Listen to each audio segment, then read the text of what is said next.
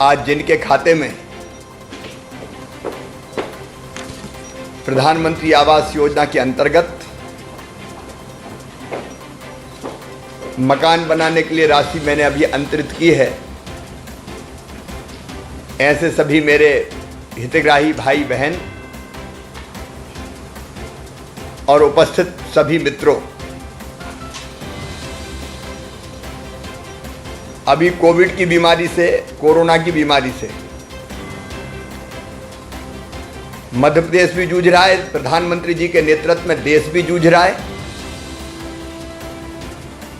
और दुनिया भी इस बीमारी से लड़ रही है। मध्य प्रदेश में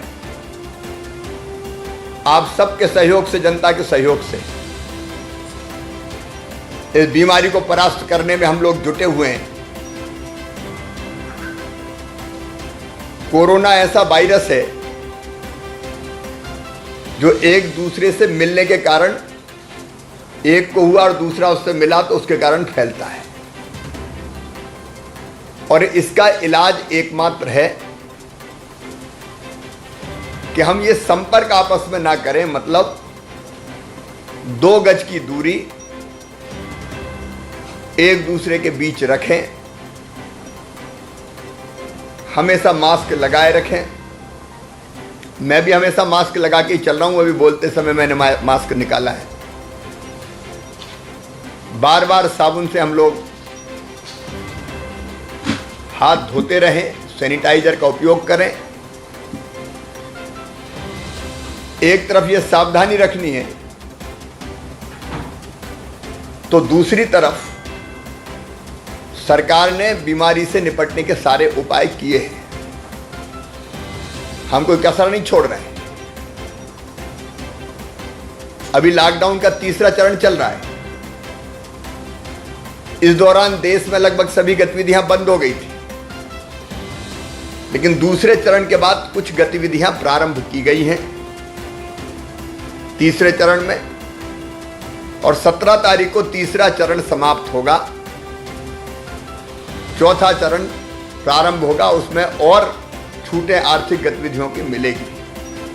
प्रधानमंत्री जी के नेतृत्व में हम लोग लड़ाई लड़ रहे हैं। प्रधानमंत्री जी ने कहा कि जान है तो जान की रक्षा भी करना है, मतलब कोरोना से बच के भी रहना है, लेकिन दूसरी तरफ जहान भी है, मतलब दुनिया भी है, तो दुनिया भी चलते रहे।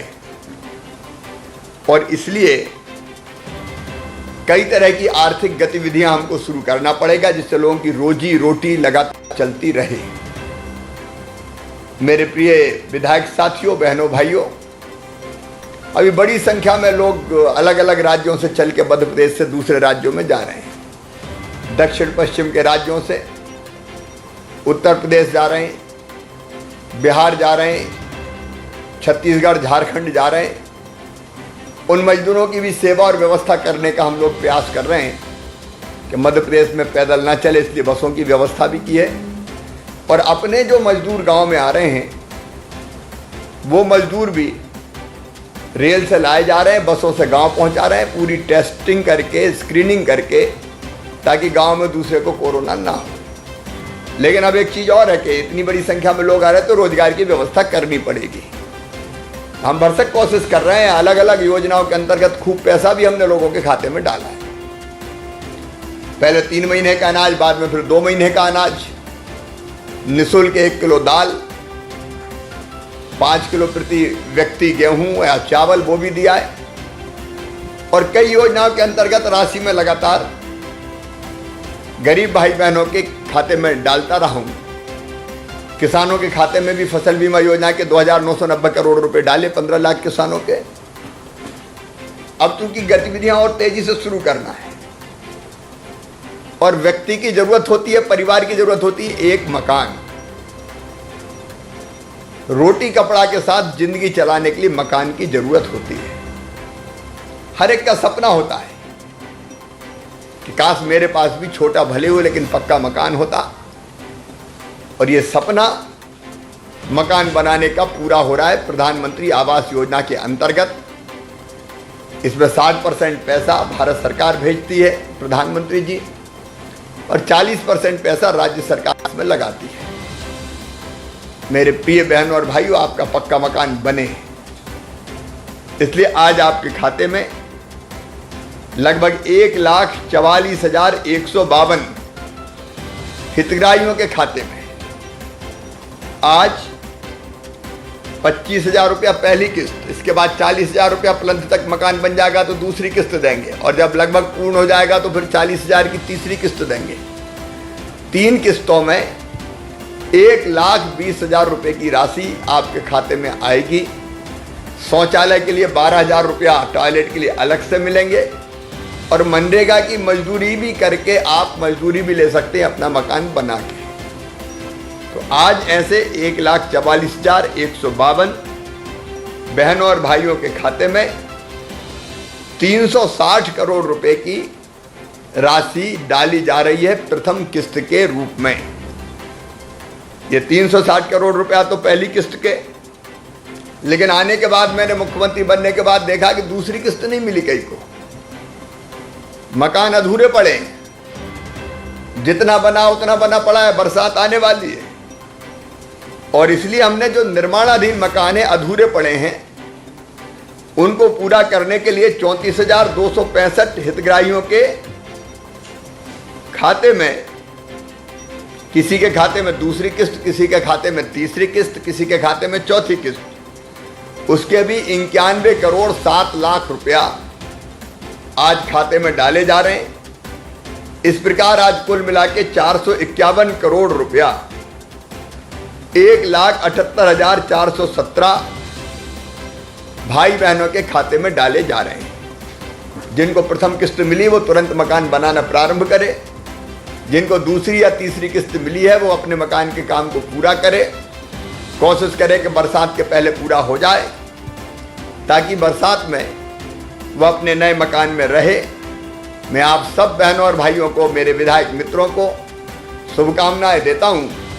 विधायक लगातार हमारे आपके साथ बैठे हैं, वो मुझे बताते रहे कि मकान पूरा नहीं हुआ, किस्त नहीं आई, और इसलिए उनसे जानकारी मिली। उस जानकारी के आधार पर फिर ये योजना बना के आज आपके खाते में राशि डाली जा रही। मैं अपने सभी विधायक साथियों को भी धन्यवाद दूंगा, और वो लगातार अपने क्षेत्र की जनता की सेवा करते रहें।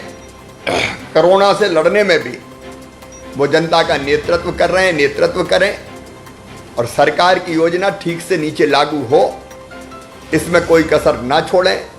एक बार फिर मैं सभी बहनों और भाइयों को, जिनको पहली किस्त मिली है उनको भी, और जिनको दूसरी तीसरी किस्त मिली है उनको भी मैं बहुत बधाई देता हूं। अपना मकान बनाइए, प्रसन्न रहिए, कोरोना से लड़ते रहिए, सावधानी ही उसका एकमात्र उपाय है। और अपने गांव में अगर कोई बाहर से आते हैं तो पहले उनको आइसोलेशन, मतलब अलग थलग रखने की व्यवस्था प्रशासन भी बता रहा है, उसमें भी आप सहयोग करें। उनके प्रति संवेदना का भाव रखें, संवेदना का भाव रखते हुए वो अलग रहें, ताकि कोई अगर संक्रमित हो तो संक्रमण ना फैले। एक बात और बता के अपनी बात समाप्त करूंगा कि ये बीमारी लाइलाज नहीं है। अगर समय पर हम इलाज के लिए आ जाएं तो सर्दी जुकाम बुखार जैसी बीमारी है, तुरंत इलाज संभव होता है, और इसलिए चिंता करने की जरूरत नहीं है। अब हम विकास भी करेंगे, व्यापक पैमाने पर काम शुरू करेंगे, ताकि लोगों को रोजगार मिल सके, रोजी रोटी काम धंधा चल सके, कोई भूखा ना सोए, और हम कोरोना से भी लड़ेंगे। आप सबको बधाई भी, विधायक मित्रों को भी बधाई। उनके क्षेत्र में उनके हितग्राहियों के खाते में पैसा गया है तो वो भी देखते रहें। जब प्रथम किस्त का काम पूरा हो जाए तो दूसरी किस्त की भी असुविधा ना हो, इसकी वो चिंता करें। आप सबको बधाई, धन्यवाद।